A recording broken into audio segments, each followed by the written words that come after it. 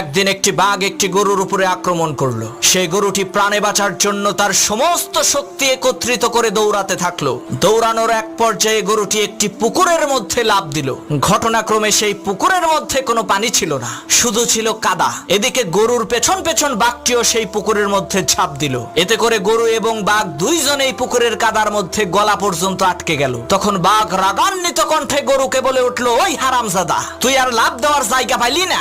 তুই ডাঙ্গায় থাকলে তোকে না হয় একটু মজা করে খাইতাম, কিন্তু এখন তো তুইও মরবি, আমাকেও মারবি। তখন গরু বলল, বাঘ ভাই, তোমার কি কোনো মালিক আছে নাকি? তখন বাঘ বলল, আরে আহাম্মক, আমি হচ্ছি বনের রাজা, আমার মালিক হবে কে? তখন গরু বলল, বাঘ ভাই শোনো, তোমার মালিক না থাকলেও আমার কিন্তু মালিক আছে।